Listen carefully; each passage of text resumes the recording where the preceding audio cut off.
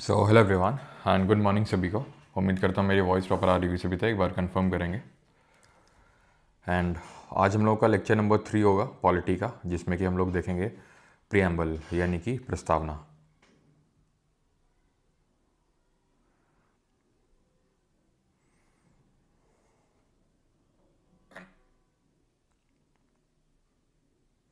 Sir आज पूरे 2 minute जल्दी आ गए।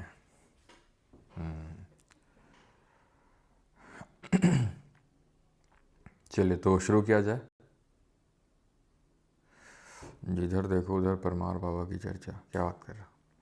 तो शुरू करें आज का लेक्चर। चलो तो स्टार्ट करते हैं। प्रियम्बल, हमने मेकिंग ऑफ कॉन्स्टिट्यूशन पढ़ा कि संविधान किस तरीके से बना। फिर हमने सेलेंट फीचर्स ऑफ कॉन्स्टिट्यूशन पढ़े, यानी कि हमारे संविधान की कुछ विशेषताएं क्या हैं, जिसमें कि हमने उसके फेडरल फीचर्स के बारे में जाना, जहाँ पर सेपरेशन ऑफ पावर या फिर अगर हम देखें डिवीजन ऑफ फंक्शंस के बारे में जाना।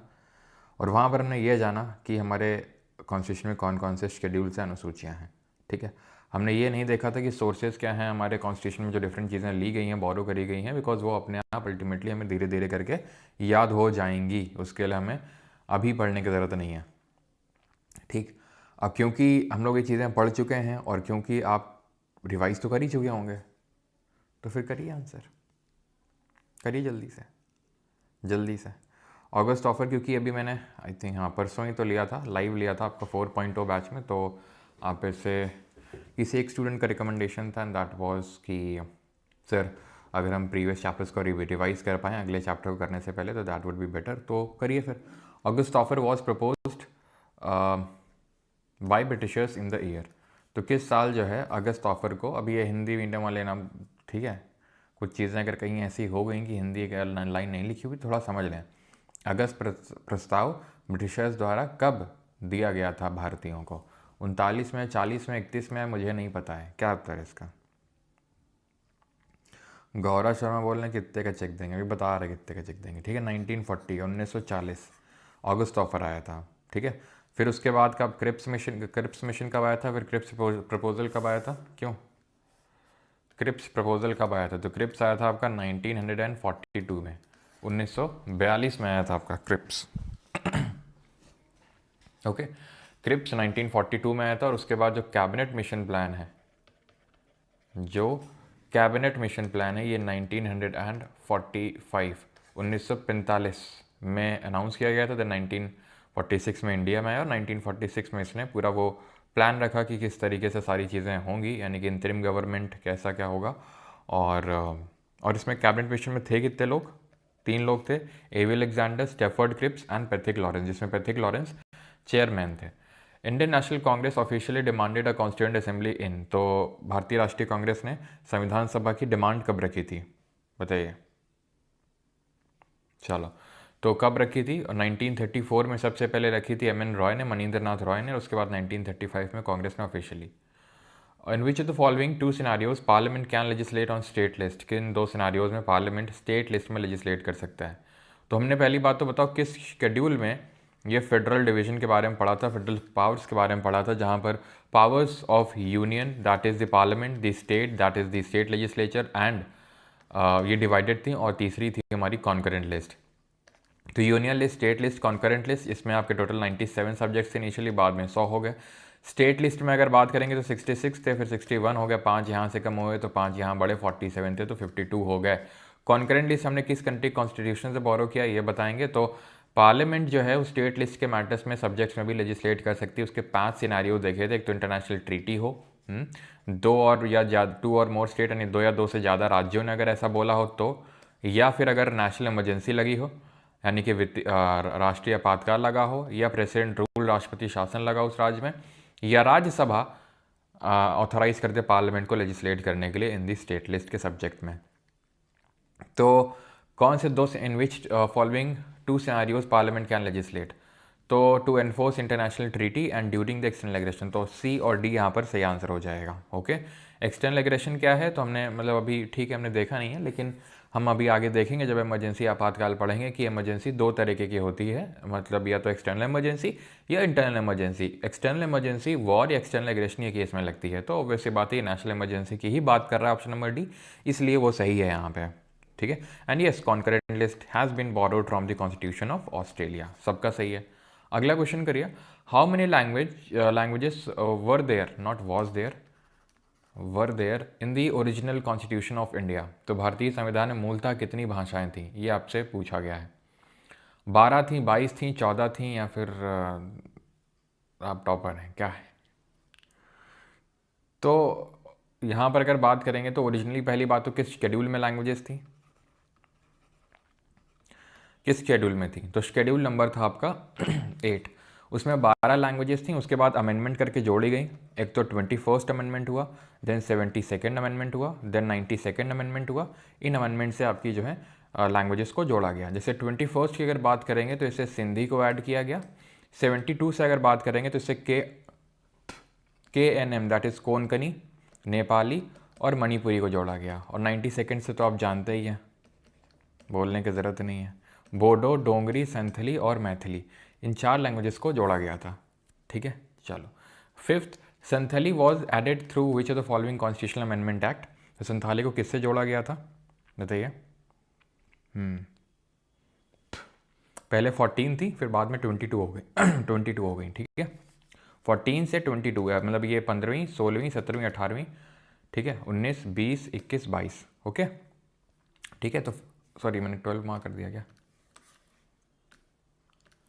14 से 22 हो गई, ठीक है, शेड्यूल नंबर 8 में। ऑलराइट, आगे बढ़ते हैं। संथाली वॉज एडेड, तो संथाली को किस अमेंडमेंट से जोड़ा गया था, बोडो, डोगरी, संथली, मैथिली, तो ये 92nd अमेंडमेंट से, ओके, ऑलराइट। चलिए अगला क्वेश्चन करिए, how many new classical languages are added in the year 2024। Sir आपका सौरभ जोशी हो क्या, क्योंकि आपका आवाज़ थोड़ा मिलता है। आवाज़ मिलता है तो क्या मिलता हुआ है, आवाज़ मिलता है।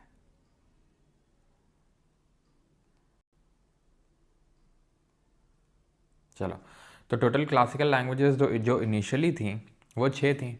तू शुरू तो कर, तू शुरू तो कर, मैं आर्या, ठीक है। तो आर्या से ओडिया, मलयालम, कन्नड़, तमिल, संस्कृत, तेलुगु, ठीक है। 5 नई जोड़ी गई हैं, जिसमें कि आपकी आती है मराठी, मराठी बोलेगा, बोल, आती है मराठी तेरे को, पाली, प्राकृत, असमीज़ एंड बंगाली, ठीक है, असमीज़ एंड बंगाली। चलिए अगला है 7th, which of the following schedules is related to the panchayat.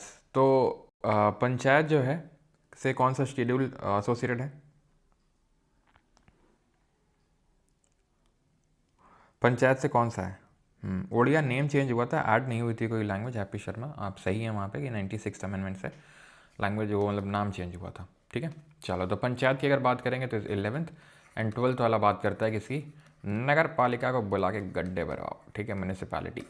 चलो लास्ट क्वेश्चन नहीं, आई थिंक सेकंड लास्ट है। ओरिजिनली आर कॉन्स्टिट्यूशन में कितने क्या थे, तो 395 आर्टिकल्स थे, 395 अनुच्छेद थे, ठीक है, और 8 शेड्यूल्स थे, 8 अनुसूचियाँ थी और 22 भागों में विभाजित थे। अभी अगर बात करेंगे तो 8 के 12 हो गए और 22 के 25 हो गए हैं, ये 22 के 25 पार्ट्स हो गए हैं, जिसमें कि आपको पता होना चाहिए पार्ट नंबर 7 को डिलीट भी किया गया था, 4 नए पार्ट जोड़े गए हैं, जिसमें कि जैसे पार्ट 14A आता है, पार्ट 9A आता है, पार्ट नंबर 9B आता है, और एक और कौन सा पार्ट है ज़रा बताइए। तो पार्ट नंबर 7 को डिलीट किया गया, पार्ट नंबर 7 को कॉन्स्टिट्यूशनल अमेंडमेंट नंबर 7 से डिलीट किया गया था, ठीक है।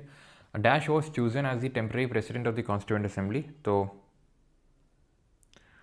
ठीक है, प्रेसिडेंट ऑफ कॉन्स्टिट्यूएंट असेंबली। तो अगर बात करेंगे तो पहले तो डॉक्टर सचिदानंद सिन्हा बने थे टेम्पररी, उसके बाद राजेंद्र प्रसाद बन गए थे परमानेंट, ठीक है। Objective resolution the last question, objective resolution was accepted by constituent assembly on.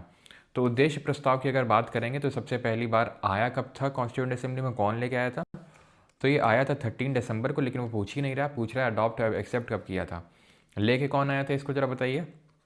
तो एक्सेप्ट किया गया था इसका 22 जनवरी 1947 को, यानी 22 जनवरी 1947 को इसको एडॉप्ट या एक्सेप्ट किया गया था, और इस डेट को जो है इसको प्रेजेंट किया गया था before the constituent assembly, presented by Jawaharlal Nehru. तो ये तो ऑब्वियस सी बात होने की गलती थी क्योंकि उन्होंने प्रेजेंट किया था। अब आते हैं आज प्रियम्बल पे, ठीक है, ये है प्रियम्बल देश का। प्रियम्बल है क्या, तो प्रियम्बल हमारे कॉन्स्टिट्यूशन की जो बुक है उसका पहला पन्ना है किसी भी किताब का पहला पन्ना, आप फैट मैन का पहला पन्ना खोलोगे तो आपको क्या मिलेगा? मेरे वर्ड्स मिलेंगे आपको कि मैं इस बुक के थ्रू आपको क्या देना चाहता हूँ, क्या डिलीवर करना चाहता हूँ। उस बुक की एसेंस मिलेगी आपको उस पर्टिकुलर पहले पेज में। तो उसी तरीके से हमारा जो कॉन्स्टिट्यूशन है उसका जो पहला पेज है दैट इज़ प्रियम्बल या प्रस्तावना, जहाँ से हमें उसकी एसेंस मिलती है, कॉन्स्टिट्यूशन की फ़िलॉसफी के बारे में पता चलता है, संविधान के दर्शन के बारे में बताता है ये हमें। It is an introductory statement in a constitution which states the reasons and the guiding values of the constitution. यानी कि संविधान के एक परिचयात्मक वक्तव्य है जो संविधान के कारणों और मार्गदर्शक मूल्यों को बताता है। यानी कि एक इंट्रोडक्टरी स्टेटमेंट है बिकॉज सबसे पहले ही दिया हुआ है, तो इंट्रोड्यूस कर रहा है हमें कॉन्स्टिट्यूशन से। इट कंटेन्स दी समरी और the essence of the constitution, जो अभी हमने डिस्कस किया। It was made after the entire constitution was compiled. So this is a point worth remembering कि जब हमारा पूरा संविधान बन गया था उसके बाद बना था। सिंपल सी बात यह है कि मैंने अपना पहला पेज पहले तो नहीं बना दिया होगा, सबसे पहले किताब बनी होगी। इट इज़ लाइक कि भाई अगर आप इंडेक्स बना रहे हो बुक का, ठीक है, वो प्रियम्बल अलग है, एसेंस अलग है, इंडेक्स अलग है, बट फिर भी उससे आप रिलेट कर सकते हैं कि बिना आप बुक को कंप्लीट किए, कुछ किए हुए इंडेक्स तो बना नहीं सकते ना। जैसे मान लो कि मैंने लिखा है कि पॉलिटी का मेकिंग ऑफ कॉन्स्टिट्यूशन इस पेज नंबर से इस पेज नंबर है, जब तक कि वो पेज नंबर कंप्लीट नहीं होगा, किताब कंप्लीट नहीं होगी, वो पॉसिबल ही नहीं। उसी तरीके से उसका एसेंस लिखना बिना ये लिखे उतना पॉसिबल नहीं है। तो इसी से जब पूरा संविधान बन गया उसके बाद प्रियम्बल जो है बनाया जाता है। It is modified version of the objective resolution presented by Jawaharlal Nehru before the constituent assembly. तो ये ऑब्जेक्टिव रेजोल्यूशन हमने देखा है कि क्या है, जो कॉन्स्टिट्यूएंट असेंबली 9 दिसंबर 1946 को बैठी थी सबसे पहले, तो 13 दिसंबर 1946 को ही नेहरू जी इसको ले गया उद्देश्य प्रस्ताव को, ये बताने के लिए कॉन्स्टिट्यूएंट असेंबली के सभी मेंबर्स और उनकी कमिटीज़ और उनके सभी मेंबर्स को कि हम जब ये कॉन्स्टिट्यूशन बनाने स्टार्ट कर रहे हैं, जा रहे हैं, तो हम इन चीज़ों का ध्यान रखें। ठीक है, तो वो चीज़ें उन्होंने ऑब्जेक्टिव रेजोल्यूशन में दी जो अडॉप्ट करी गई 22 जनवरी 1947 को। अब यही चीज़ें बाद में, यही ऑब्जेक्टिव रेजोल्यूशन बाद में जाके बन जाता है प्रस्तावना या प्रियम्बल। कन्फ्यूजन यहाँ पे ये होता है, गलती यहाँ पे ये होती है स्टूडेंट से, दैट इज़ कि वो ऑब्जेक्टिव रेजोल्यूशन और प्रियम्बल को सेम समझ लेते हैं, जबकि ऐसा है नहीं। ऑब्जेक्टिव रेजोल्यूशन से इंस्पायर्ड था प्रियम्बल, ना कि ऑब्जेक्टिव रेजोल्यूशन खुद प्रियम्बल ही बन गया। समझ रहे हैं आप? तो अगर इस तरीके से क्वेश्चन पूछ लेगा कि प्रियम्बल वॉज प्रेजेंटेड ऑन 13 दिसंबर और adopted on 22 January, so it is wrong, गलत है ये, क्योंकि ऑब्जेक्टिव रेजोल्यूशन से इंस्पायर्ड था प्रियम्बल, ना कि दोनों सेम है। ये है, आप हिंदी में देख सकते हैं पॉज करके एक बार, और ये रहा इंग्लिश में।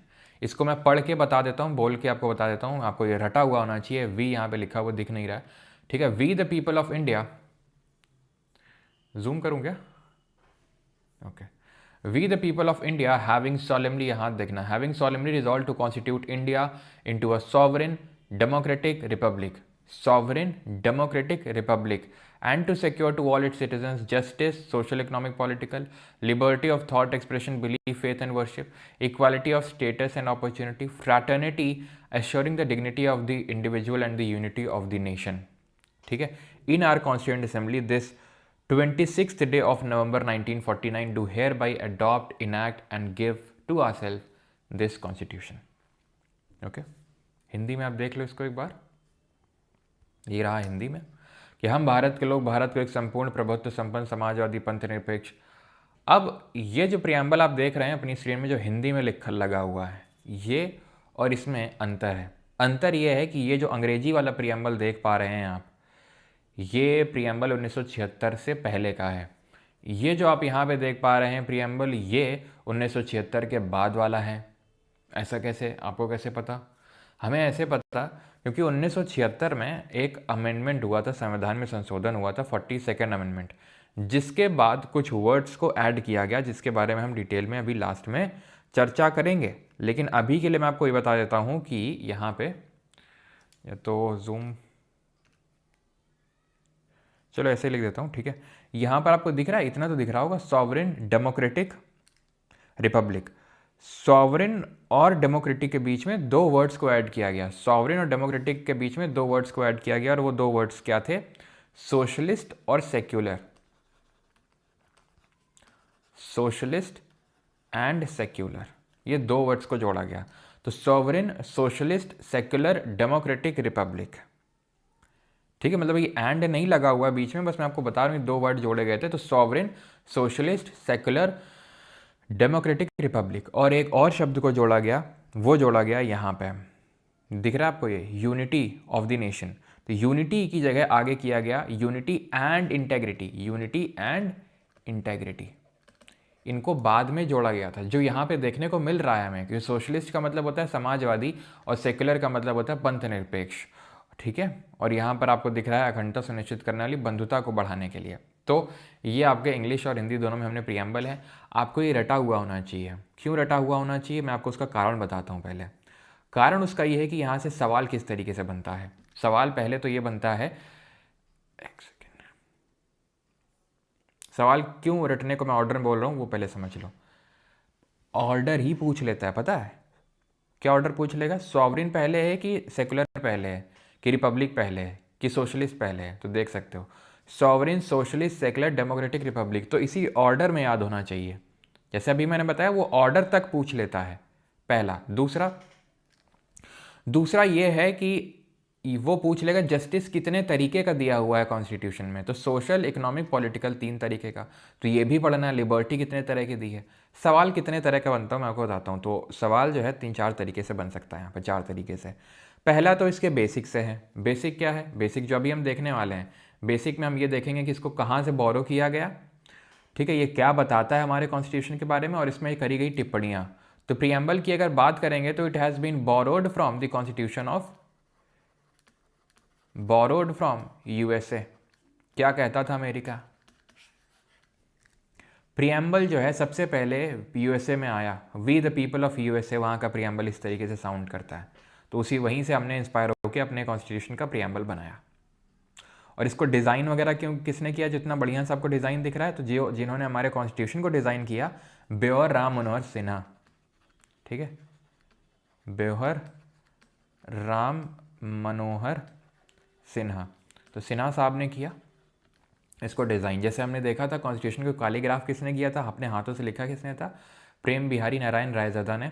हिंदी में किसने लिखा था? वसंत कृष्ण वैद्य ने। और उसको डेकोरेट करने का काम किया था ब्योहर राम मनोहर सिन्हा ने। तो उन्होंने ही प्रियम्बल को भी डेकोरेट किया था। तो ये बेसिक्स हैं कि भाई बोरो कहाँ से किया गया, क्या बताता है, और कॉमेंट्री उसके बारे में किसने किसने कॉमेंट किए थे, ठीक है। तो जब ये पोस्ट किया गया था अम्बेडकर जी द्वारा 26 नवंबर 1949 को, तो इस पे 284 लोगों ने, हमें पता है कि 284 लोगों ने इसको लाइक किया था, मतलब साइन किए थे, ठीक है, अलॉन्ग विथ नेहरू, ठीक। तो नेहरू विथ 283 अदर्स ने इस पे लाइक किया, इस पर हम सपोर्ट दिखाया, और कुछ लोगों ने कमेंट ऐड किया अपना। जैसे एन ए पालखी वाला ने कमेंट ऐड किया कि ये कॉन्स्टिट्यूशन का आईडी कार्ड है, संविधान का पहचान पत्र ही है।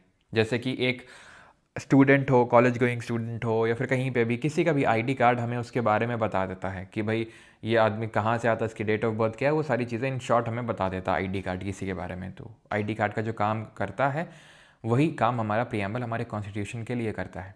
पंडित ठाकुर दास जी भी बोले हम कैसे पीछे रहे, हम भी कमेंट ऐड करेंगे, लाइक तो कर ही दिया है, ठीक है, लेकिन कमेंट भी करते हैं। जेवल सेट बोला था, आभूषण समूह बोला था, और क्या मुंशी जी ने फिर कमेंट ऐड किया, क्योंकि ड्राफ्टिंग कमेटी के मेंबर थे, तो बोल रहे थे यार हमारी कमेटी की तरफ से भी एक कमेंट तो होना ही चाहिए। तो political horoscope of the constitution उन्होंने बोला था। हॉरोस्कोप इज़ लाइक कि आप उसको देख के, हॉरोस्कोप इज़ लाइक जहाँ से आप देखते हो और आपको बहुत ब्रॉडर फील्ड ऑफ व्यू मिलता है, बहुत सारी चीज़ें आप देख पाते हो। तो प्रियम्बल वैसे ही है, उसको देख के आप न जाने कितनी सारी चीज़ों को, यानी कि हमारे पूरे कॉन्स्टिट्यूशन को समझ सकते हैं। तो मुंशी जी का ये था। ओके, इंस्टा अकाउंट शो नहीं हो रहा है, अच्छा नहीं, अम्बेडकर जी के द्वारा पोस्ट किया गया था ये, ठीक है, चलो भाई।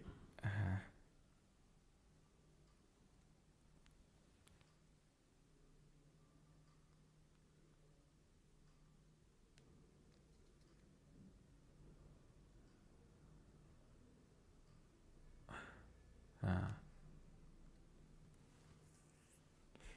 सर, नंदलाल बोस ने भी डेकोरेट करने का काम किया था। नंदलाल बोस और ब्योहर राम मनोहर सिन्हा एक ही टीम में थे, या फिर हम बोल सकते हैं ब्योहर राम मनोहर सिन्हा उस टीम में थे जिसको लीड कर रहे थे नंदलाल बोस, ठीक है। लेकिन मेन प्रियम्बल में क्योंकि हम इनको ब्योहर राम मनोहर सिन्हा का मेन कंट्रीब्यूशन था, इसलिए ब्योहर राम मनोहर सिन्हा को पढ़ते हैं, ठीक है। Preamble main contribution Beohar Ram Manohar Sinha का था, जो कि उस कमेटी के पार्ट थे जिसको लीड कर रहे थे नंदलाल बोस। तो नंदलाल बोस वैसे कॉन्स्टिट्यूशन में बोल देते हैं और यहाँ पर उनको बोल देते हैं, अगर वो नहीं होंगे तो नंदलाल बोस ऑप्शन में होंगे, फिर वो करना आपको, ठीक है। सर आपका इनोवेशन लेवल कुछ और ही है, हाँ तो वही इसीलिए सो दैट कि आपको याद हो जाए आसानी से। And thank you for appreciating. Insta घूमती गेम चाले, गाना याद आ गया आपकी नोट्स देख के। अच्छा, गौज में फेम चाले हैं, और तुम्हारे कमेंट देख के मैं एसएससी चेयरमैन की याद आ गई। सर नारायण रहता था, कौन थे नारायण रहता था? ये जो है he was the first person to go on space, समझ रहे हो? तो ये थे ये, हाँ। तो प्रियम्बल के बारे में ये बेसिक्स एंड कमेंट्री पहले पूछेगा, फिर दूसरे तरीके का सवाल बनेगा इसके 4 चीज़ों से। इसकी 4 चीज़ें क्या हैं? पहला चीज़ तो ये है कि इससे हमें सोर्स ऑफ कॉन्स्टिट्यूशन पता चलता है। जो लिखा है ना, we the people of India, हम भारत के लोग, ये हमें स्रोत, संविधान की शक्ति का स्रोत बताते हैं। देन सॉवरिन डेमोक्रेटिक रिपब्लिक जो लिखा हुआ, सॉवरिन डेमोक्रेटिक रिपब्लिक लिखा था, लिखा नहीं है, क्योंकि अभी क्या है, sovereign socialist secular democratic Republic, ये हमें कॉन्स्टिट्यूशन के नेचर के बारे में बताता है। जस्टिस, लिबर्टी, इक्वालिटी, फ्रेटर्निटी, ये हमें कॉन्स्टिट्यूशन के ऑब्जेक्टिव्स यानी उद्देश्य के बारे में बताता है।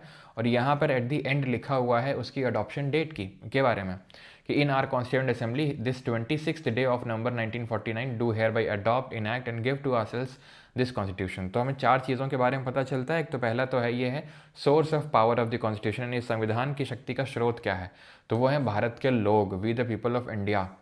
Okay, this shows that the constitution has been drawn up and enacted by the people through their representatives and not handed down by them by a king or any outside powers. ये इस बात पे emphasis ले करता है कि ये भारत के लोगों के द्वारा बनाया गया है। क्यों? क्योंकि उन्होंने जिन लोगों को चुन के भेजा था, उन्होंने संविधान उनके लिए बना के दिया। तो अल्टीमेट सोर्स ऑफ अथॉरिटी कौन हुए? भारत के लोग हुए, ना कि ये किसी किंग राजा के द्वारा या फिर किसी आउटसाइड पावर के द्वारा इसको हमें हैंड ओवर किया गया। सॉवरेन का मतलब क्या होता है? संप्रभुता, people have supreme rights to make decisions on internal as well as external matters. ये तो हम लोगों की बात कर रहे हैं, ठीक है, लोगों की बात कर रहे हैं। जैसे कि जा सिमरन जी ले अपनी ज़िंदगी, यानी कि जो तुझे ठीक लगता है वो तो कर, तू आज से बाध्य नहीं है, जिसके साथ जाना है, जहाँ जाना है, जा सिमरन जी ले अपनी ज़िंदगी। तो वैसा टाइप है, ठीक है। तो ब्रिटिशर्स ने भी बोला, ठीक है, इंडिया को कुछ इसी तरीके से कि भाई आपको जो कॉन्स्टिट्यूशन बनाना है, जो आपको करना है, जो ट्रीटी एक्सेप्ट करनी नहीं करनी, वो आपके ऊपर डिपेंड है, बिकॉज आप सॉवरेन हैं अभी, यानी हम सॉवरेन, यानी we are independent to make our decisions.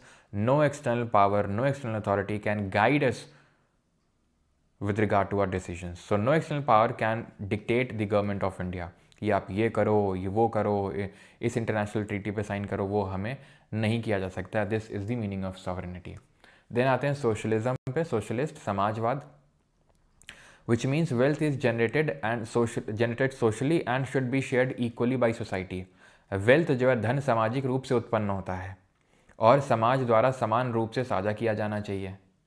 Wealth is generate socially, नहीं हर कोई काम करता है और उसको बराबर तरीके से बांटना है, ये समाजवाद कहता है। Government should regulate the ownership of land and industry to reduce socio economic inequalities, example Russia. अब देखो,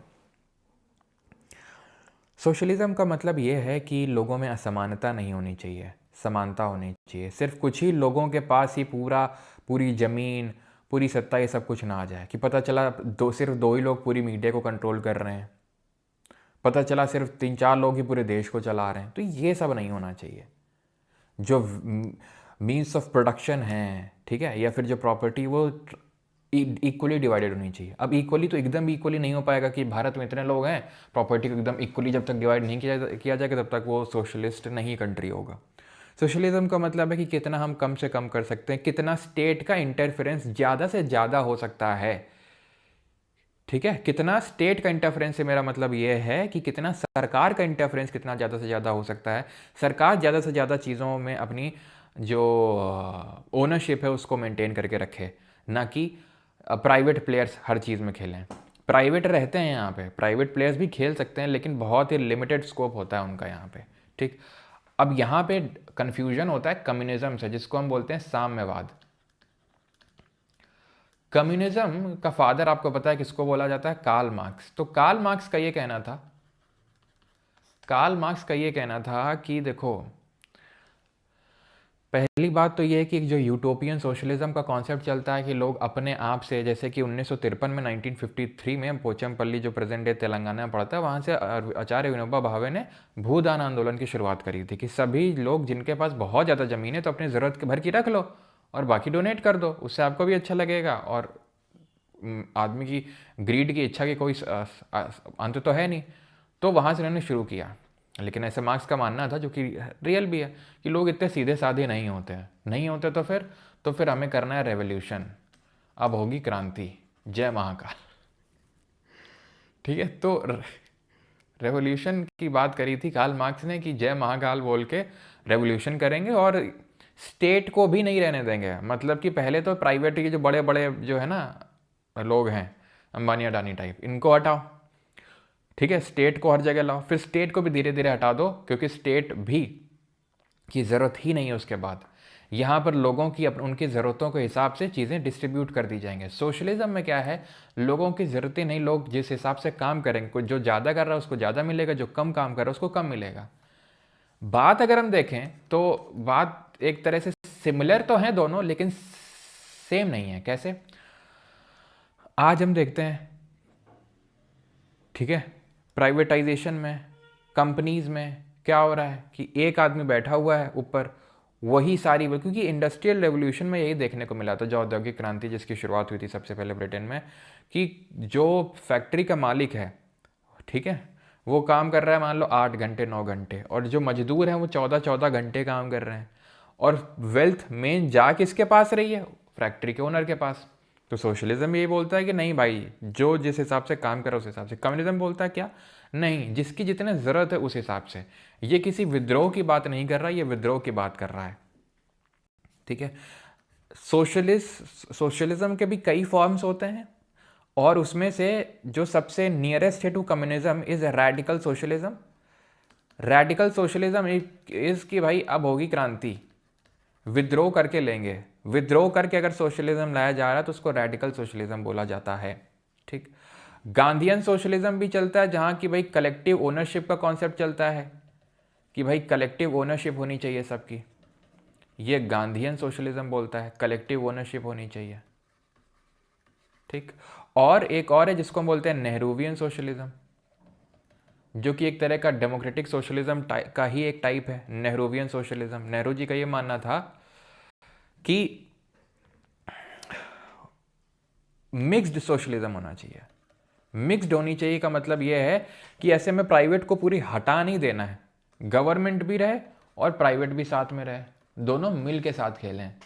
तो आप इमेजिन कर सकते हैं कि Nehru ji is currently is the longest serving prime minister of India till date, 3 term serve किए हैं। तो इनिशियली इंडिया में सोशलिज्म रहा होगा, जो कि मिक्स्ड फॉर्म था, यानी कि गवर्नमेंट भी थी, प्राइवेट भी थी। लेकिन जब हम इकोनॉमिक्स पढ़ेंगे तो वहाँ पे जानेंगे कि किस तरीके से गवर्नमेंट का रोल बहुत ज़्यादा था, प्राइवेट का बहुत कम था। तो जब 1991 में हमें ये बैलेंस ऑफ पेमेंट क्राइसिस हुआ, इकोनॉमिक हमारा डाउनटर्न देखने को मिला, तब हमने क्या किया, उसे इकोनॉमिक्स में पढ़ेंगे, तब हमने कुछ रिफॉर्म्स लाए जिसमें कि प्राइवेट शेयर होल्डिंग को हमने बढ़ाया, प्राइवेट प्लेयर्स को और ज़्यादा से ज़्यादा अंदर लाए, हम खेलने का मौका दिया। और आज अगर हम भारत की स्थिति बात करें तो ये तो हम नहीं बोल सकते हैं कि जैसे हम पोस्ट इंडिपेंडेंस सोशलिज्म की तरफ थे सोशलिज्म, तो आज भी हम सोशलिज्म है। आज बहुत हद तक हम कैपिटलिज्म की ओर बढ़ रहे हैं। कैपिटलिज्म सोशलिज्म और कम्युनिज्म का एकदम विरोधी है, ठीक है। कैपिटलिज्म जिसको पूंजीवाद बोलते हैं, पूंजीवाद बोलता है पूंजीपति, है ना, आप सुनते पूंजीपति। पूंजीपति में क्या है कि भाई मेहनत करो, ठीक है, और मोस्टली कैपिटलिज्म का ये होता है profit profit profit profit maintain करना है, चाहे भले वर्कर की कंडीशन बेकार हो, चाहे जितना घंटे उनको काम करना पड़ रहा हो, उससे फ़र्क नहीं पड़ता है। 70 घंटे काम करो, कौन बात बोलता है? जो मालिक होता है, नारायण मूर्ति बोलते हैं, ठीक है। 70 घंटे काम। एक वो ओला का पगला है, वो ओला का पगला भावेश अग्रवाल, पगला इसलिए बोल रहा हूँ कि मतलब पॉडकास्ट में बैठ के बोल रहा है, पता नहीं क्या कुछ तो बोला था, एग्जैक्टली शब्द याद नहीं है, कि मैं सिर्फ कितने 20 घंटे काम करता हूँ। अबे 20 घंटे काम करो, एक तो तू वहाँ बैठ के बकैती कर रहा है, ठीक है, वहाँ पे पॉडकास्ट दे रहा है, वो टाइम कहाँ गया? नहीं नहीं, ये नीचे जो है लैपटॉप रख के नीचे खटखट खटखट काम चल रहा, टाइपिंग चल रही वहाँ पे भाई। सो भी लेते हैं उसी 4 घंटे में, पॉडकास्ट भी दे लेते हैं, खा भी पी लेते हैं, पी भी लेते हैं, सब कुछ कर लेते हैं उसी में ही, उसी 4 घंटे में। मतलब फेंकने से पहले आदमी सोचता तक नहीं कि क्या बोल क्या रहे हैं। चलो 4 घंटे सोते हैं, ये वाला बात तो चलो हजम कर भी लें। 4 घंटे हम बस 4 ही घंटे खाली होते हैं, 20 घंटे तो हम काम करते हैं। ऐसे तो हम फिर 24 घंटे काम करते हैं। कंट्रोल नहीं हो पाता है फिर मेरे से। हाँ, फिर कंट्रोल इसलिए नहीं हो पाता कि फिर जब कोई बहुत ज़्यादा फेंकता है ना, कि जब कंट्रोल से बाहर निकल जाए तो फिर खून खोल जाता है मेरा। ऐसे कैसे, मतलब हम 20 घंटे काम करते हैं, उसी में सो भी लेते हो 4 घंटे में, पॉडकास्ट भी दे लेते हो तुम उसी 4 घंटे में, नहा खा भी लेते हो उसी में, तुम ट्रैवल भी हो जाता होगा उसी में ही। इतना भयंकर टाइट शेड्यूल तो एक ओवर मोटिवेटेड स्टूडेंट भी नहीं बनाता है। वो भी एटलीस्ट 17-18 घंटे में जाके रुक जाता है कि ठीक है 18 घंटे पढ़ूंगा। है ओवर मोटिवेटेड स्टूडेंट भी इतना टाइट शेड्यूल नहीं बनाता है। खैर, तो कैपिटलिज्म पूंजीवादी वो होते हैं जो उनका सिर्फ मेन गोल होता है प्रॉफिट, जैसे कि यूएसए। ठीक है, जैसे कि यूएसए। तो ये चीज़ आपको समझ में आनी चाहिए। सोशलिज्म कम्युनिज्म सिमिलर साउंड करते हैं बट सेम नहीं है। कम्युनिज्म में कि स्टेटलेस कास्टलेस, मतलब इसमें क्लासलेस सोसाइटी भी होनी चाहिए और स्टेटलेस भी होनी चाहिए। स्टेटलेस मेनली यहाँ फोकस होता है, स्टेटलेस होना चाहिए, सॉरी क्लासलेस होना चाहिए। और इसमें प्राइवेट प्लेयर खेल सकते हैं, ऐसा नहीं कि पूरी तरीके से उनको उखाड़ के फेंकना है। ठीक है, ऐसा नहीं कि प्राइवेट प्लेयर्स को पूरी तरीके से, ये रेडिकल सोशलिज्म थोड़ा थोड़ा इसकी तरह है कि हाँ रेवोल्यूशन करना है, लेकिन पूरी तरीके से हटा देना वो भी नहीं है, लेकिन रेवोल्यूशन करना है हमें। गांधीयन कलेक्टिव ओनरशिप की बात करते हैं, नेहरू बोलते हैं सब मिल बांट के चलेंगे, नहीं काइंड ऑफ डेमोक्रेटिक सोशलिज्म है यहाँ पे। डेमोक्रेटिक सोशलिज्म का मतलब मिल बांट कर। कार्ल मार्क्स के बारे में इनकी 2 बुक्स हैं, 2 इन्होंने जो पब्लिश करी थी, राइटिंग्स हैं इनकी, बुक्स बोल लो राइटिंग्स बोल लो, बहुत फेमस है इनकी। एक तो द कम्युनिस्ट मैनिफेस्टो है, ठीक है, द कम्युनिस्ट मैनिफेस्टो, ठीक है, और एक है दास कैपिटल। ठीक है, Das Kapital, the communist manifesto और दास कैपिटल, ये 2 राइटिंग्स इनके ध्यान रखना है आपको। ठीक है, जिन्होंने मार्क्सिस्ट थ्योरी की फाउंडेशन रखी थी। और इन्होंने एक फ्रेडरिक एंजल्स करके तो उनके साथ काफ़ी काम किया था, और एक और नाम याद रखना लेनिन का। लेनिन ने रशिया में कम्युनिज्म को लेके आए थे, कम्युनिज्म और सोशलिज्म को लेनिन रशिया में लेके आए थे। ठीक है, अभी आते हैं तो इंडिया सोशलिस्ट है, तो सोशलिस्ट वर्ड एडेड है, और कई बार ये मांग भी उठती रहती है, आपने सुना होगा बीच में, कि सेकुलर और सोशलिज्म शब्द को, खासकर सोशलिज्म को हटा देना चाहिए हमारे कॉन्स्टिट्यूशन से। पहली बात तो ओरिजिनली ये था भी नहीं हमारे संविधान में, 42nd अमेंडमेंट से ऐड किया गया था, और अभी बात चलती है हटा देना चाहिए, क्योंकि अभी हम थोड़ा सा कैपिटलिज्म की तरफ ज़्यादा टेंड कर चुके हैं, झुकाव हमारा ज़्यादा है। और सोशलिज्म की अगर इंडिया में बात करें तो भाई मैंने बता दिया कि कैपिटलिज्म की तरफ थोड़ा सा ज़्यादा इंक्लाइन है। जब आज़ादी मिली थी हमें, उसके बाद 1991 तक, तब तक हम सोशलिस्ट कंट्री ज़्यादा थे।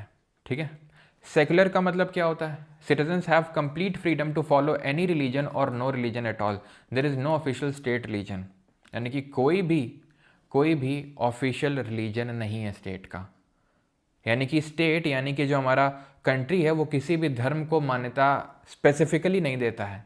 जैसे कि पाकिस्तान है, ये क्या बोलता है खुद को? Islamic state of Pakistan.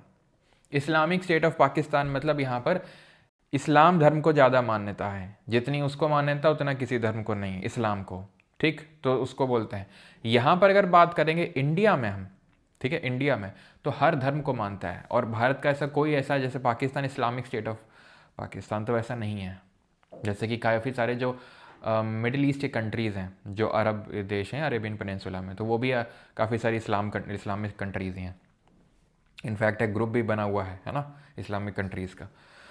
So there is no official state religion. Government treats all religion, beliefs and practices equally and impartially. In India, secularism follows a positive concept. अब देखो, सेकुलरिज्म 2 तरीके का होता है, एक पॉजिटिव और एक नेगेटिव।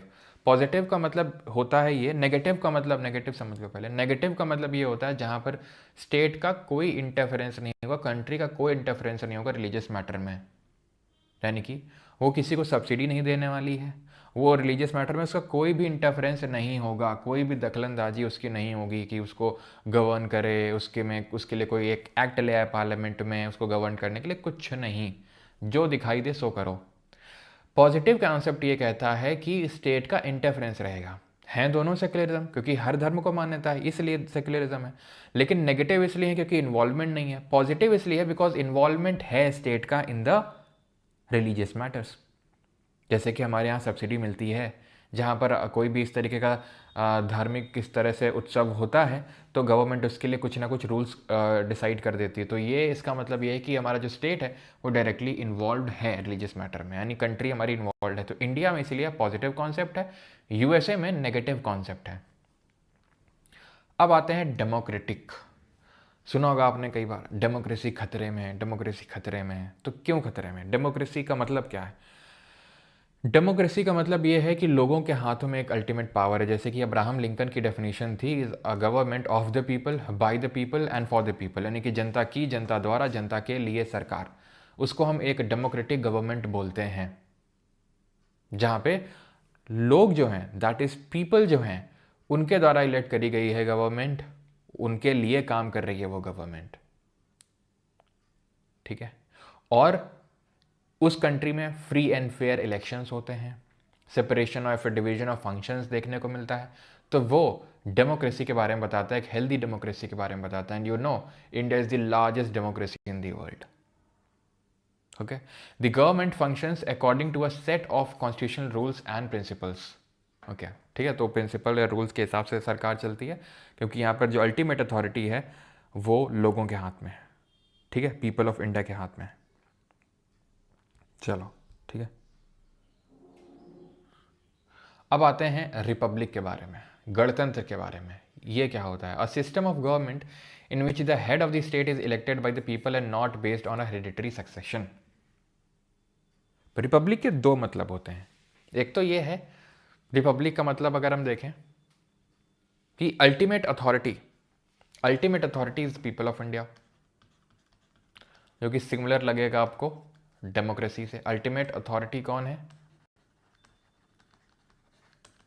People of India. और दूसरा ये है कि राजे का बेटा राजे नहीं बनेगा, तो किसका बनेगा? जो चुनाव जीतेगा। मतलब a system of government in which the head of the state is elected by the people and not based on hereditary succession, like in UK. Britain में क्या है? Britain is not a republic state. वहाँ पर जैसे भी king Charles III है, इससे पहले क्वीन थी, तो वो एक पूरा फैमिली है, लीनियज है उनका।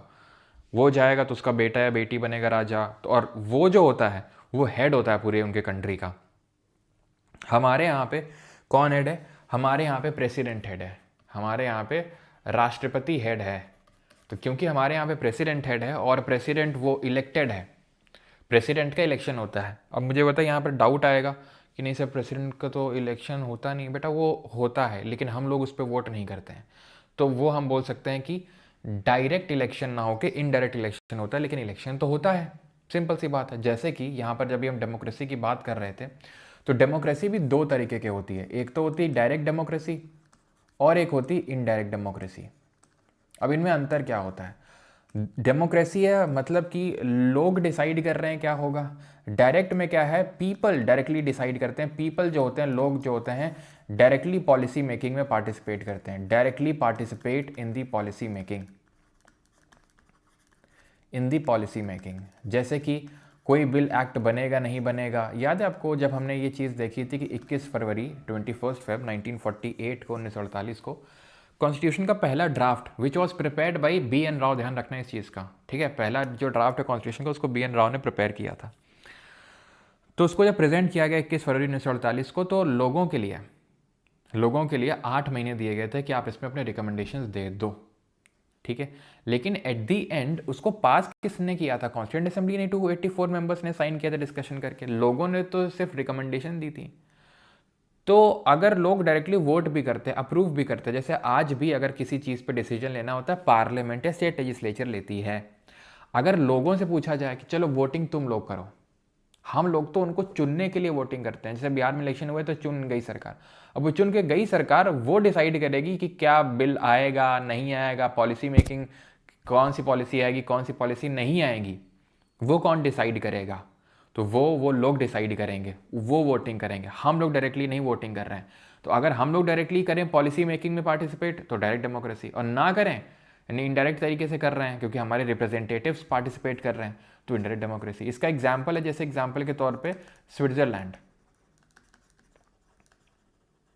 और इसकी अगर बात करें तो मोस्ट ऑफ द कंट्रीज इसका एग्जाम्पल है, जैसे इंडिया हो गया, यूएस हो गया, ये सब आपका यूके, सब इनडायरेक्ट डेमोक्रेसी है। ठीक है, चलो आगे बढ़ते हैं अभी। अब ये जो अभी तक हम पढ़ रहे थे, ये कॉन्स्टिट्यूशन का नेचर था, sovereign, socialist, secular, democratic, Republic, इसी ऑर्डर में याद रखो, रट लो बैठ के, अभी रटो इसको आंख बंद करके, sovereign, socialist, secular, democratic, Republic, sovereign, socialist, secular, democratic, Republic. ठीक, अब जो हम पढ़ने जा रहे हैं संविधान के उद्देश्य हैं, ऑब्जेक्टिव्स हैं कॉन्स्टिट्यूशन के, जिसमें सबसे पहला है justice. Citizens can not be discriminated on the ground of caste, ठीक है, सारी चीज़ें। लेकिन ध्यान ये रखना कि यहाँ पर 3 तरीके का जस्टिस दिया हुआ है, सोशल, इकोनॉमिक एंड पॉलिटिकल। 3 तरीके का यहाँ पर न्याय दिया हुआ है, सामाजिक, आर्थिक और राजनीतिक।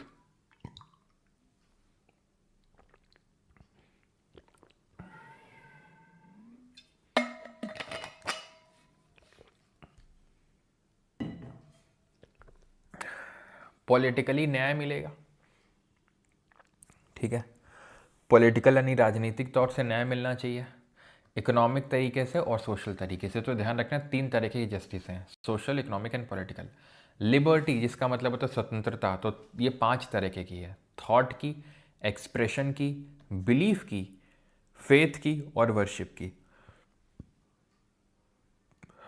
ठीक है, प्रस्तावना में स्वतंत्रता के 5 रूप दिए गए हैं, विचार, अभिव्यक्ति, विश्वास, आस्था और उपासना।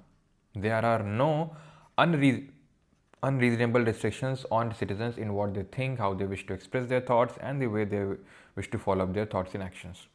तो 5 तरीके का लिबर्टी है, thought, expression, belief, faith and worship. विचार, अभिव्यक्ति, विश्वास, आस्था और उपासना की स्वतंत्रता है। इक्वालिटी, समानता 2 तरीके की है, स्टेटस और अपॉर्चुनिटी। ठीक है, यानी कि कानून के समक्ष सभी समान है, पारंपरिक, सामाजिक। ठीक है, मतलब प्रस्तावना में 2 प्रकार की समानताएं हैं, एक तो प्रतिष्ठा की और एक अवसर की। सभी को समान अवसर मिलने चाहिए। ठीक है, ऐसा नहीं किसी को कि कोई गवर्नमेंट जॉब की एप्लीकेशन निकली और उसमें इस तरीके के कंडीशंस, एलिजिबिलिटी क्राइटेरिया सेट कर दिए गए कि जो कि अनरीजनेबल है। ठीक है, जिससे कि सबको इक्वल फुटिंग नहीं मिल रही, अपॉर्चुनिटी नहीं मिल रही। So all are equal before the law, the traditional social inequalities must end and the government should ensure equal opportunities for the all. Fraternity is the last one, which is भाईचारा on top. Fraternity का मतलब होता है बंधुत्व। All of us should behave as if we were members of the same family. No one should treat a fellow citizen as inferior.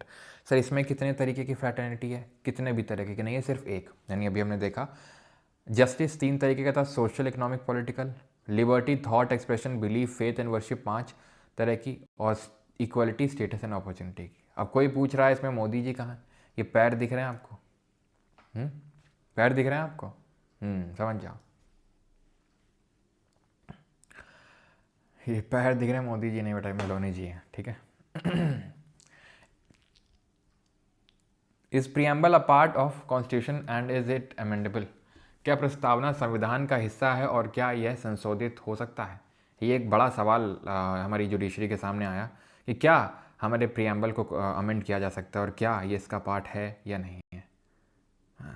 ये night out कब हुई बेटा? ये सारी पिक्स बहुत प्राइवेट होती हैं जिसमें इन लोगों ने हमें ऐड कर रखा है, तो वहाँ से तुम्हारे लिए लाते हैं। मेलोनी जी क्या कर रही हैं वहाँ, ये तो अब तुम सोचो, बाकी तो अब क्या ही बताएं। खैर, तो प्रस्तावना की जब बात आई तो 1960 में 1960 में बेरूबारी यूनियन केस, बेरूबारी संघ मामला जो है 1960 में निकल के आता है। ठीक है, बेरूबारी संघ मामला, बेरूबारी यूनियन केस। अब इसमें, ठीक है, इसमें पहली बात तो ये मैं बता दूँ बेरूबारी है क्या। तो बेरूबारी यूनियन जो है ये एक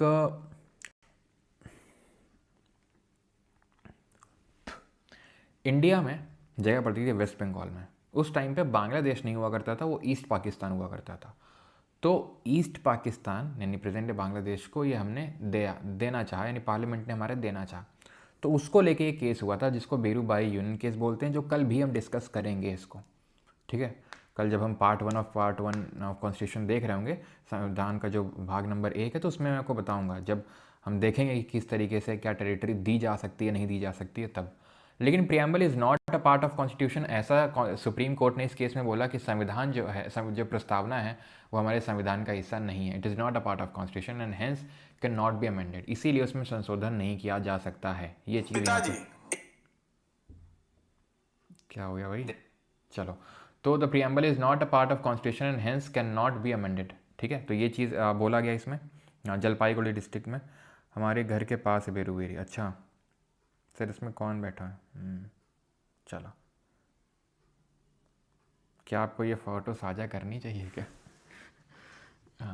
करनी तो नहीं चाहिए, लेकिन रिस्क लेके कर दी। इट इज़ जस्ट अ की टू अंडरस्टैंडिंग द कॉन्स्टिट्यूशन।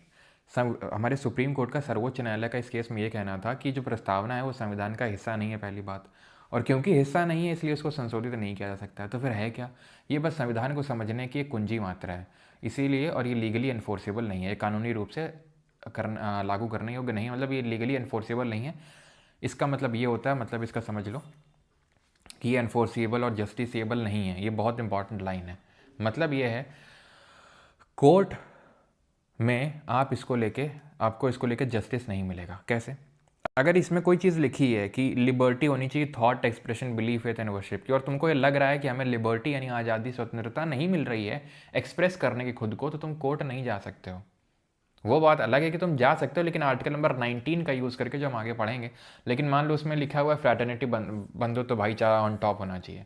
अब ये भाईचारा ऑन टॉप होना चाहिए, लेकिन अगर कोई भाईचारा नहीं दिखा रहा है तो तुम कोर्ट नहीं जा सकते हो कि भाई देखो ये भाईचारा नहीं दिखा रहे हैं, इनके खिलाफ केस रजिस्टर किया जाए। क्यों? क्योंकि ऐसा प्रियम्बल में लिखा हुआ है, लेकिन प्रियम्बल जस्टिसेबल या इन्फोर्सिएबल नहीं है, ये वाद योग्य नहीं है, ठीक है। यानी कि आपको इसमें न्याय नहीं मिलेगा। देन हुआ केशवानंद भारती केस 1973 में।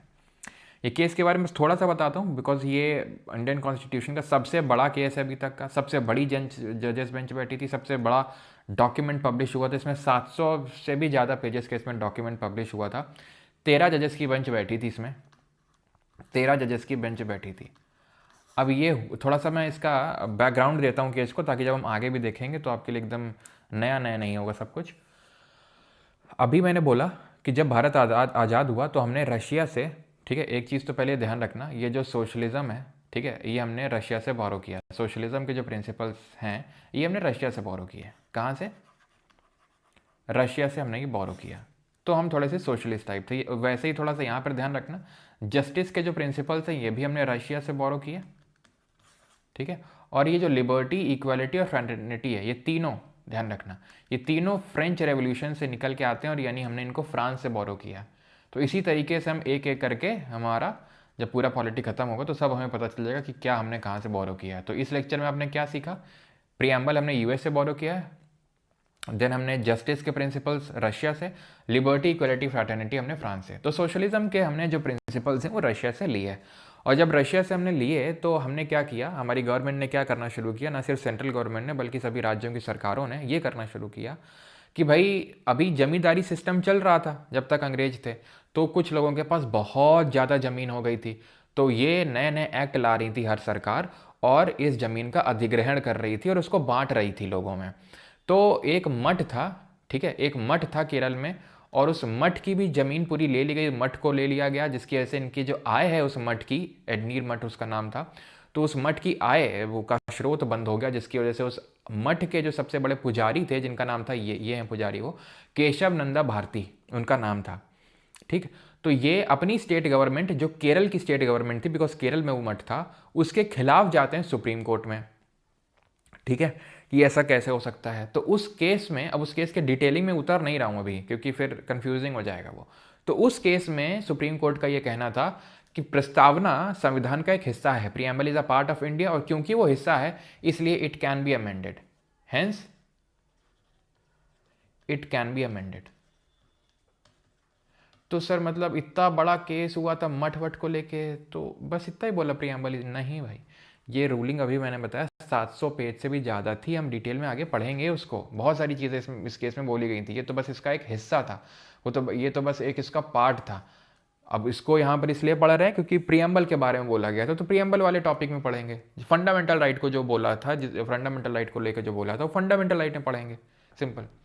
And it reflect the basic structure of the constitution, संविधान की मूल संरचना को दर्शाता है। बस अभी के लिए तुम समझ लो बेसिक स्ट्रक्चर, सॉरी बस सुन लो बेसिक स्ट्रक्चर क्या होता है, समझने वाला काम है। जब फंडामेंटल राइट और डीपीएसपी का जो हमारा आखिरी लेक्चर होगा ना, वहाँ पर बताऊँगा इसके बारे में, ठीक है। फिर बात आती है कि किसको माने। बेरूबारी यूनियन में बोला कि नहीं वो तो पार्ट है ही नहीं, it is not a part of constitution. अब बोल रहा है कि नहीं पार्ट है कॉन्स्टिट्यूशन का, it is a part of constitution. वहाँ बोल रहा है क्योंकि पार्ट नहीं है तो अमेंड नहीं कर सकते हैं, यहाँ पर बोल रहा है कि नहीं है तो कर सकते हैं। तो मतलब क्या है, क्या सही है, क्या गलत है, प्रभु कुछ समझ नहीं आ रहा है।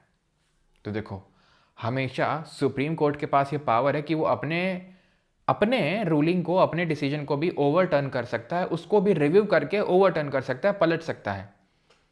यानी कि ये इसमें जो, और वो तभी पलट सकता है जब ज़्यादा जजेस की बेंच बैठे। कैसे? इसमें 13 जज बैठे थे जिन्होंने 7-6 की मेजोरिटी से रूलिंग दिया था कि ऐसा preamble is a part of constitution.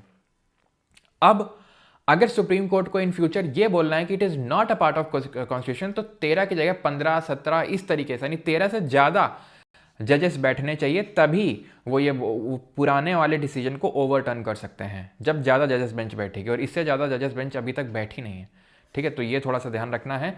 तो 15, ठीक है, 15 की अगर बात करेंगे ही, क्यों मैं बोल रहा हूँ 14 क्यों नहीं बोला मैंने, 14 क्यों नहीं बोला, कोई गेस क्यों मैंने क्यों नहीं 14 बोला? क्योंकि 14 में अगर मान लो 7 ने बोला कुछ हाँ और 7 ने बोला ना, तो फिर क्या होगा, कुछ नहीं।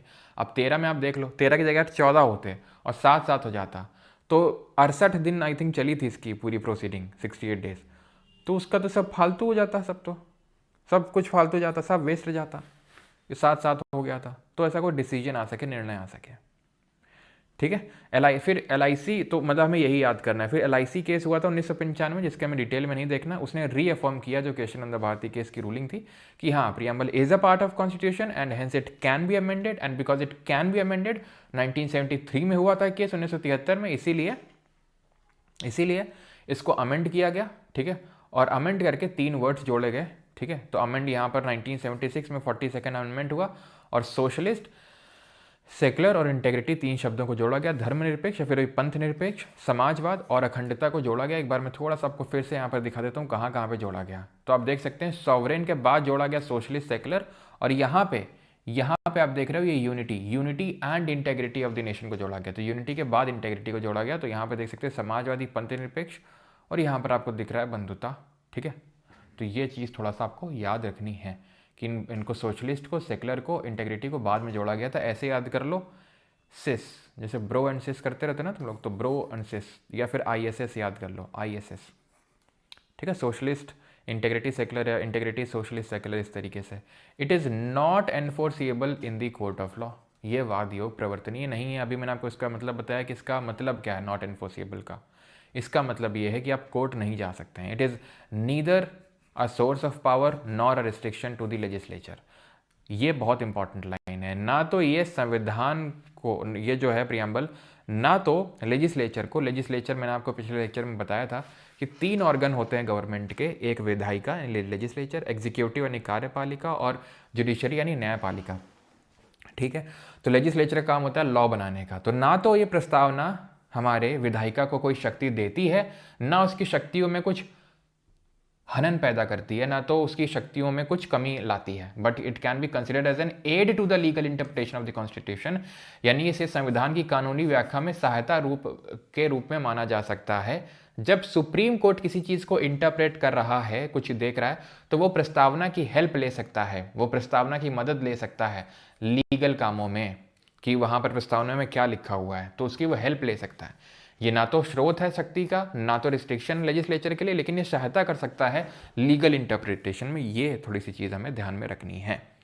प्रियम्बल में किसी का कोई डाउट है तो वो पूछ सकता है। बाकी कुछ लोग पूछते रहते हैं कि सर इन लेक्चर की रिकॉर्डिंग कहाँ पे मिलती है, तो परमार जी के बैच जो 4.0 है, परमार अकेडमी है पर वेबसाइट में, वहाँ पे, ठीक है। तो वहाँ पे आपको नोट्स, सारी चीज़ें मिल जाती हैं, ठीक है। और जब मैंने अभी 4.0 का सेशन लिया था प्राइवेट टेलीग्राम ग्रुप पे, तो काफ़ी लोग कहते हैं सर क्वेश्चन और अगर एक्स्ट्रा लगाने तो कहाँ से लगाएं, ठीक है। तो यहाँ से आप लगा सकते हैं लिटिल बॉय से, बिकॉज यहाँ पर SSC के और UPSC के सबके दिए हुए हैं जो प्रीवियस ईयर अगर मैं बात करूँ क्वेश्चन हैं, ओके। चलो टिंको यादव बेटा मार खाओगे बहुत।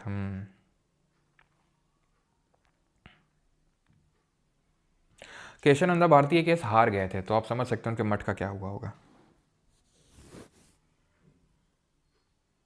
प्रियम्बल नेम किसने दिया? सोनम रोहित। ये तो मुझे नहीं पता प्रस्तावना नाम किसने दिया, ठीक है, वो तो मुझे नहीं पता कि नाम किसने दिया। ऐसे तो फिर संविधान किसने नाम दिया, ऐसे तो ऑब्जेक्टिव रेजोल्यूशन किसने नाम दिया, ऐसे तो जस्टिस किसने नाम रखा था, ऐसे तो फिर लिबर्टी किसने बोला था सबसे पहले, इक्वलिटी किसने बोला था। ये सब क्वेश्चन जो है व्हाट्सएप में अच्छे लगते हैं, पेपर में नहीं आते हैं सब।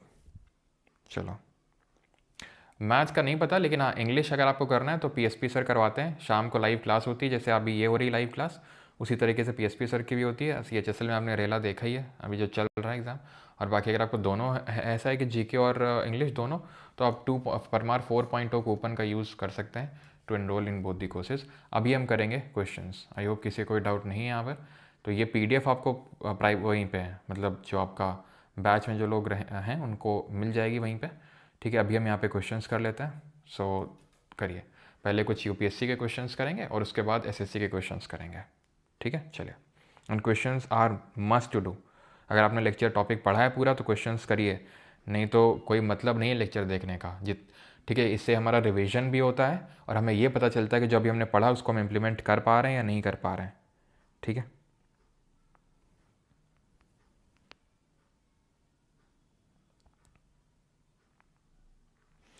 हाँ वो हम बाद में करेंगे, इकोनॉमिक्स भी करेंगे। एच.सी. मुखर्जी कौन थे? वाइस प्रेसिडेंट थे एच.सी. मुखर्जी और VT. Krishnamachari. So, which of the following statement with reference to the preamble of the Constitution is are correct? The word secular comes before the word socialist. So this is wrong. याद करो, we the people of India having solemnly resolved to constitute India into a democratic socialist secular republic. So socialist will come before the secular word. So ये वाला गलत हो जाएगा, ये वाला गलत हो जाएगा, ये वाला गलत हो जाएगा, अपने आप 2 and 3 सही हो गया। The word justice comes before the word equality. Yes, justice पहले आता है, equality. The word fraternity comes after the liberty. Fraternity सबसे आखिर में पढ़ा हुआ था। जस्टिस कितने तरीके का था, इक्वालिटी कितने तरीके का था, और फ्रैटर्निटी जरा बताएंगे। ऐसे लिखेंगे, जे कितने बार था, ई कितने बार था, और एफ कितने बार था, बताइए जल्दी से। अगला है, which of the following statement with regards to the preamble to the constitution of India is not correct. Bharat के संविधान की उद्देशिका के संबंध में निम्नलिखित कथनों में से कौन सा सही नहीं है, ये आपसे क्वेश्चन पूछा है, करिए। तो यहाँ पर अगर बात करेंगे तो जस्टिस है आपका सोशल, इकोनॉमिक एंड पॉलिटिकल, 3 तरीके का। Equality of status and opportunity, fraternity सिर्फ एक ही तरीके का। लिबर्टी, इक्वलिटी, फ्रैटर्निटी हमने लिया फ्रांस से, जस्टिस लिया है हमने कहाँ से, रशिया से। The term secular democratic republic was not there in the preamble originally. Yes, because secular word को बाद में जोड़ा गया, तो पहले क्या था, सिर्फ डेमोक्रेटिक रिपब्लिक था। सेक्युलर डेमोक्रेटिक रिपब्लिक बाद में हुआ है। पूछा क्या है, गलत पूछा हमसे। Preamble contains the basic structure of the constitution. अब ये अभी हमने देखा भी था, अगर आपको याद हो केशवानंद भारती केस में। यहाँ पे कहाँ है क्या, चलो कोई नहीं। तो अभी हमने उसमें देखा था ना बेसिक स्ट्रक्चर, मैंने आपको बोला था अभी रटना या समझना नहीं है, बिकॉज मैं आपको समझाऊंगा बाद में इसको, जब केशवानंद भारती केस डिटेल में डिस्कस करेंगे, अभी बस सुन लो। तो वो ये बेसिक स्ट्रक्चर है। बाइट सेल्फ, तो ये भी सही है, बाइट सेल्फ तो preamble is not enforceable in a court of law. ये भी हमने देखा कि प्रियम्बल एनफोर्सेबल और जस्टिसेबल नहीं है, वाद योग्य नहीं है, प्रवर्तनीय नहीं है। Supreme court has held that preamble can not be considered as an aid to the legal interpretation. उसको वो उल्टा है कि नहीं स्टेटमेंट, जो हमने स्टेटमेंट देखा था भाई, देखो देखो देखो देखो देखो, जो हमने स्टेटमेंट देखा था, ठीक है, जो हमने स्टेटमेंट देखा था उसके हिसाब से अगर हम देखें तो ये गलत है, क्योंकि उसमें था कि preamble can act as an aid to the constitution. तो D3, which is the following is not an Indian form of socialism. तो इसमें से इंडियन फॉर्म ऑफ सोशलिज्म निम्नलिखित में से कौन सा एक समाजवाद का भारतीय रूप नहीं है, बताइए। And it is good to see कि आज जितने लोग ने लेक्चर अटेंड किया सभी क्वेश्चन अटेंड कर रहे हैं, that is a good thing. Sir नाम जब काउंटर लिंक प्लीज़, ओके चलो मैं वहीं डाल दूंगा, उसी में सफ़र वाले चैनल पे जहाँ पर मैंने शॉर्ट डाला था वहीं पे, ठीक है।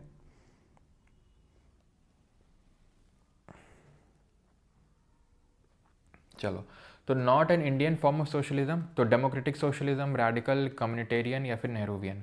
तो नेहरू जी थे इंडिया के, तो नेहरू का तो हो गई, जो कि डेमोक्रेटिक का ही ही तरह था। कम्युनिटेरियन भी होता है, रेडिकल नहीं होता है। रेडिकल सोशलिज्म मैंने आपको बताया था उग्र समाजवाद होता है, ये कि भाई विद्रोह करके उखाड़ फेंकना है। विद्रोह कभी ऐसा भारत में हुआ नहीं इस तरीके से।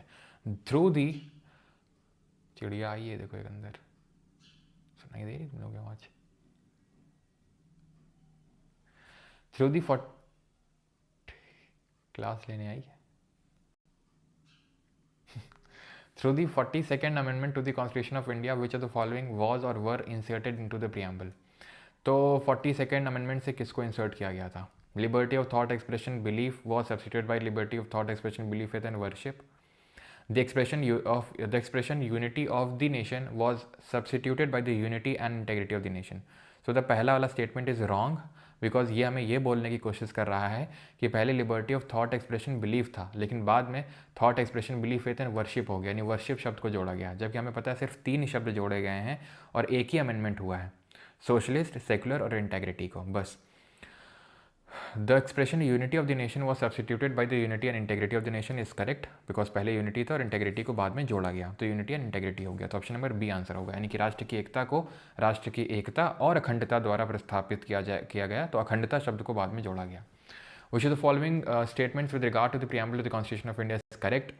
भारत के संविधान की उद्देशिका के संबंध में निम्नलिखित कथनों में से कौन सा सही है? Equality of status and opportunity of equality of status and equality of opportunity find mention in the preamble.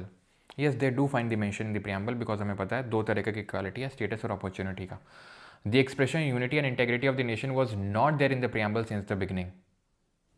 True, because पहले unity था, integrity तो बाद में जोड़ा ना 42nd amendment से. So both are true. Option number C, both 1 and 2. With regard to the Constitution of India, which of the following statement is not correct? Bharat के संविधान के संबंध में निम्नलिखित में से कौन सा कथन सही नहीं है? बताइए. विच of the following is not correct पूछ रहा आपसे. और भाई सभी लोग अपनी है ना नेक को रोटेट कर लिया करो, थोड़ा सा शोल्डर्स को ऐसे पीछे की तरफ रोल कर लिया करो, तुम्हारे फ़ायदे के लिए बता रहा हूँ, ठीक है? वो प्रॉब्लम जो तुम्हें कभी फेस ना करनी पड़े, जो मैंने करी है काफ़ी टाइम तक. विच of the following Constitution of India, which are not correct. So the word socialist and secular were not originally the part of the constitution. True. Socialist, secular, integrity बात तो जोड़े गए थे. Preamble states the object of the Constitution of India. Preamble is enforceable in a court of law. गलत है. Preamble is not enforceable, प्रवर्तनीय नहीं है, and non justiciable है. ठीक. Which of the following देख रहे हैं, ये IAS एग्जाम का क्वेश्चन है, सिविल सर्विसेज का. So which of the following is an Indian polity is an essential feature that indicates that it is federal in character. भारतीय राज्य व्यवस्था में निम्नलिखित में से कौन सी अनिवार्य विशेषता है जो यह दर्शाती है कि उसका स्वरूप संघीय है? थोड़ा सा डिफिकल्ट साउंड कर सकता है आप में से कुछ लोगों के लिए क्वेश्चन, लेकिन मैं चाहूँगा कि आप लोग इस क्वेश्चन को करें, भले सही करें गलत करें लेकिन करें, क्योंकि ये चीज़ हमने पिछले लेक्चर में समझी थी कि फेडरल का मतलब क्या होता है और उस पर कमेंट्री भी देखी थी. जैसे क्वाज़ी फेडरल किसने बोला था? के.सी. वेरे ने. कोऑपरेटिव फेडरलिज्म ग्रेनविल ऑस्टिन ने बोला था. Federation with a strong centre Ivor Jennings ने बोला था. तो या फिर federation with centralising tendency Ivor Jennings. तो फेडरेशन का मतलब होता है पावर का डिवीजन. ठीक, तो पावर का डिवीजन क्या है इसमें एसेंशियल फीचर? तो एसेंशियल फीचर है इंडिपेंडेंस ऑफ जुडिशरी, क्योंकि अगर न्यायपालिका स्वतंत्र होगी तो ये एक फेडरल फीचर है. न्यायपालिका स्वतंत्र होगी हमारी जो न्यायपालिका है, जुडिशरी है, वो इंटीग्रेटेड है. ये एक यूनिटरी फीचर है. समझना, समझाया भी था पिछले लेक्चर में. यूनिटरी ऐसा है क्योंकि जितने भी हाई कोर्ट हैं जितने भी राज्यों में, उन सब को सुप्रीम कोर्ट का कहना मानना होता है, सबको मानना होता है. यानी कि ऐसा नहीं कि स्टेट का खुद का हाई कोर्ट है और उसकी खुद की अपनी पावर है, ऐसा कुछ नहीं है. सुप्रीम कोर्ट ने जो कहा वो मानना पड़ेगा, यानी कि वो यूनिटरी हो गया. लेकिन न्यायपालिका स्वतंत्र है, तो इसलिए जो सेंटर है अगर कुछ इस तरीके की हरकत करता है कि वो स्टेट की पावर छीनने की कोशिश करता है कि, और तो उस केस में क्योंकि हमारी न्यायपालिका स्वतंत्र है तो वो उस चीज़ को होने से बचा लेगी. समझ रहे हैं आप? तो ये उसके पीछे का लॉजिक है. What was the exact constitutional status of India on 26 जनवरी 1950? 26 जनवरी 1950. ये अगेन सिविल सर्विसेज में पूछा गया क्वेश्चन है. 26 जनवरी 1950 को क्या वास्तविक संवैधानिक स्थिति क्या थी? A democratic Republic, a sovereign democratic Republic, a sovereign secular democratic Republic, a sovereign socialist secular democratic Republic. 26 जनवरी 1950 को जब संविधान लागू हुआ था तब सोशलिस्ट नहीं था, ये तो 1976 में 42nd अमेंडमेंट से जोड़ा गया था. सोशलिस्ट सेकुलर, ठीक है, लेकिन सॉवरेन डेमोक्रेटिक रिपब्लिक था. सर ये भी तो होगा, बिल्कुल इसमें कोई गलत नहीं है, लेकिन सॉवरेन भी तो था ना, जो कि इसमें तो है ही नहीं. तो फिर ऑप्शन नंबर है सॉवरेन डेमोक्रेटिक रिपब्लिक था. ठीक है, चलिए अभी 10 हमने किए यूपीएससी के क्वेश्चंस, जिसमें सिविल सर्विसेज, सीएपीएफ, सीडीएस सबके थे. अब हम करेंगे ये वाले क्वेश्चन जिसमें कि एसएससी, रेलवे सबके होंगे. An introduction statement in a constitution that states the reasons and guiding values of the constitution is called as, संविधान के वह परिचयात्मक कथन जो संविधान के कारणों और मार्गदर्शक मूल्यों को बताता है वह कहलाता है क्या? वो कहलाता है प्रियम्बल, प्रस्तावना। Secularism is a feature of the Indian constitution which means, धर्मनिरपेक्षता भारतीय संविधान की एक विशेषता है, जिसका क्या अर्थ है? ये CHSL 2024 में सवाल पूछा गया है। इसका अर्थ है कि state does not promote any religion, state promotes the religion of the minority, majority no, नहीं, स्टेट प्रमोट किसी रिलीजन को नहीं करता है, प्रमोट नहीं करता है, लेकिन उसका इंटरफेरेंस है भारत में, इसीलिए वो पॉजिटिव फॉर्म का सेक्युलरिज्म है। US में नहीं है, इसीलिए वो नेगेटिव फॉर्म का सोशलिज्म है, जैसे हम देखते भी हैं। The preamble of the constitution declares India to be a sovereign, socialist, secular, democratic republic. Which of these terms were added to the preamble by the 42nd amendment of 1976? किन terms को add किया गया था?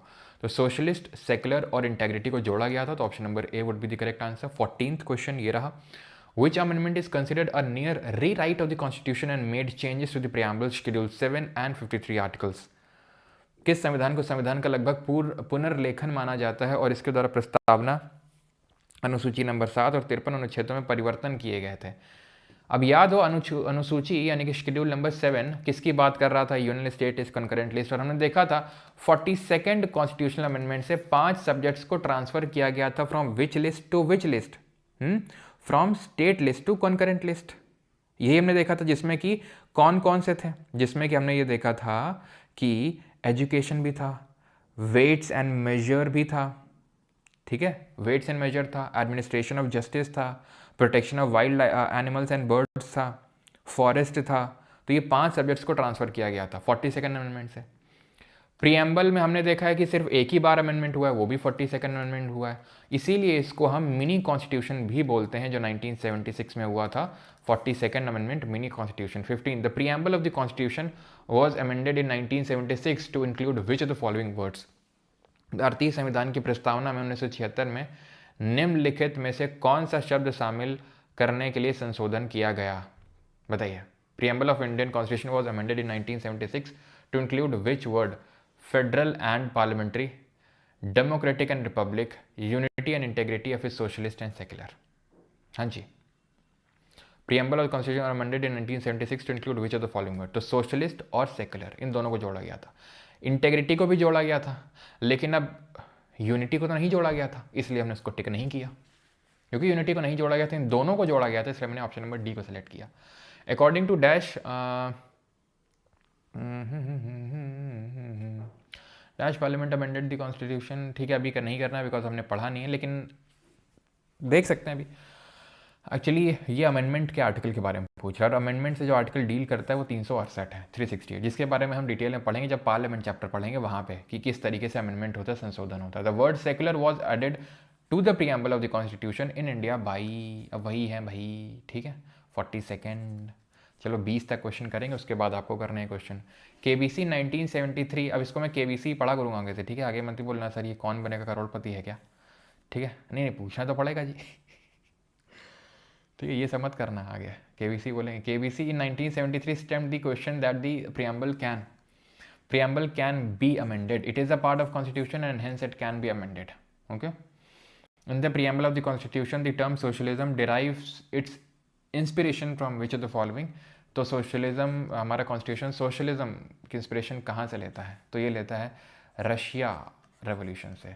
French से क्या लेता है? Liberty, equality and fraternity, स्वतंत्रता, समानता और भाईचारा बंधुत्व। And the last question, which of the following does not indicate the meaning of the word Republic mention in the preamble? निम्नलिखित में से कौन सा शब्द प्रस्तावना में उल्लेखित गणराज्य का अर्थ नहीं दर्शाता है? Republic. The head of the state is elected directly और indirectly for a certain period. Yes it is the meaning of republic. Political sovereignty lies in the people and not in one person. तो जब हमने वो मैंने आपको बताया था Republic के 2 मतलब हैं, तो दोनों वही मतलब लिखे A B में। C, all government offices are open to every citizen without any discrimination even in the absence of any privilege class. ठीक है, सारे गवर्नमेंट ऑफिसेज जो हैं ओपन है सभी के लिए। वो बात अलग है कि अब खैर छोड़ो।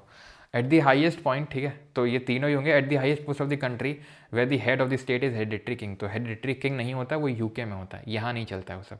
ठीक है, प्रियम्बल क्या बताता है? अथीस्ट है भारत, नास्तिक है, यूनिटरी है, सेकुलर है, फेडरल है। तो सेकुलर है। फेडरल भी तो है सर, नहीं है, कल पढ़ेंगे कि क्यों फेडरल नहीं है। फेडरल है लेकिन लिखा नहीं है कॉन्स्टिट्यूशन में कहीं पे भी, ठीक है, कल पढ़ेंगे हम लोग। बाकी क्वेश्चंस आप खुद से लगाएंगे, ठीक है। कुछ क्वेश्चंस आपके लिए होमवर्क है, जिसका ये PDF पूरा आपको मिल जाएगा परमार अकेडमी ऐप के अंदर, और वहाँ से आपको ये बाकी के क्वेश्चंस और जो बाकी आपको क्वेश्चन मिलते हैं इसके अलावा, है ना, जो क्विज़ लगी रहती है आपके लेक्चर के साइड में, वो आपको लगानी है। और उसके बाद भी अगर आपको क्वेश्चन की शॉर्टेज पड़ती है, वैसे तो आपको प्राइवेट टेलीग्राम ग्रुप में भी दिए जाते हैं क्वेश्चंस, उसके बाद भी शॉर्टेज पड़ती है तो आप लिटिल बॉय से क्वेश्चन लगा सकते हैं, क्योंकि आप में से काफ़ी लोगों ने पूछा था, इसलिए मैं बता रहा हूँ, ठीक है। चलो, language of preamble from Australia बिल्कुल लिया तो गया है, लेकिन वो सवाल पूछता नहीं, इसलिए मैंने बताया नहीं है, क्योंकि फिर वो कन्फ्यूज़न ज़्यादा पैदा करता है कि ऑस्ट्रेलिया से लिया था या USA से लिया था, ठीक है। वो कभी पूछता भी नहीं है कि लैंग्वेज ऑफ प्रियम्बल कहाँ से लिया गया।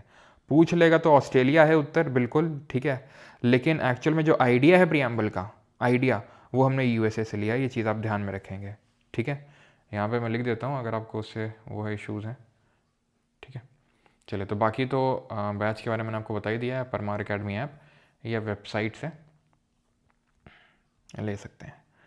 तो यहाँ पे एक सेकेंड, ये प्रियम्बल ही है ना, चिल्ड्रंस डे तो अच्छा, ये तो उस दिन की PPT है, सेलियंट फीचर्स की, ओके। तो यहाँ पे ध्यान रखेंगे, यहाँ पे मैं लिख देता हूँ कि लैंग्वेज कहाँ से लिया गया, ठीक है, बोरोड, तो आइडियाज़ को बोरो किया गया था, बट अगर लैंग्वेज पूछेगा तो लैंग्वेज ऑस्ट्रेलिया से, लेकिन ये पूछता है नहीं, तो इसलिए कन्फ्यूज़न ज़्यादा डेवलप करना है नहीं, ठीक है। USA से हमने आइडिया लिया था प्रियम्बल का, और लैंग्वेज ऑस्ट्रेलिया से, okay. Thank you everyone. Sir 2 और 3 का ऑप्शन रिपीट, अच्छा, ऑप्शन रिपीट करना है,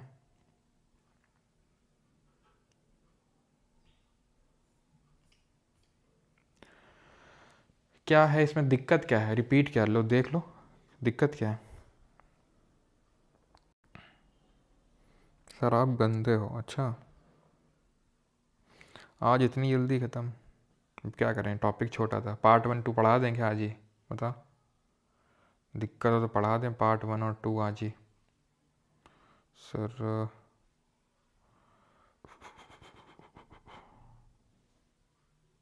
नहीं, सोशलिस्ट वर्ड को हटाया नहीं गया अनुज प्रसाद जी अभी तक।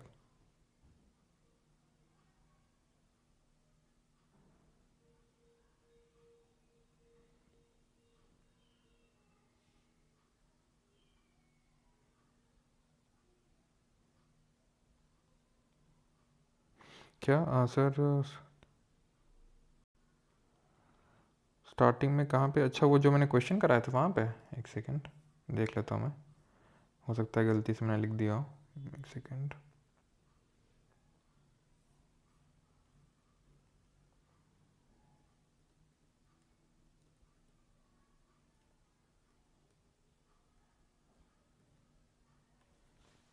अच्छा यहाँ पे ना, ओके ओके, ये 71st होगा, ठीक है, this is 71st, 21 71 92, I think मैंने लिखने में गलती कर दिया। चलो तो सर UPSI के क्वेश्चन भी आप लगा सकते हैं, आपसे सारे क्वेश्चन बन जाएंगे UPSI के, मुझे पता है काफ़ी लोग हैं यहाँ पे UPSI वाले, तो आप लगा सकते हैं।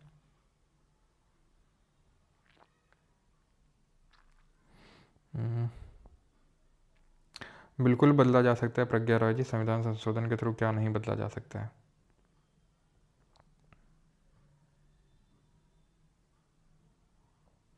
सर आपका फेस रिवील हो गया काउंटर में, कौन से काउंटर में भाई,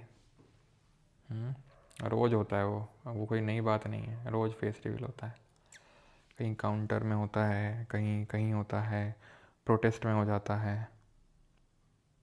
चचा और पढ़ा दो बेटा, भतीजे, कल मिलना।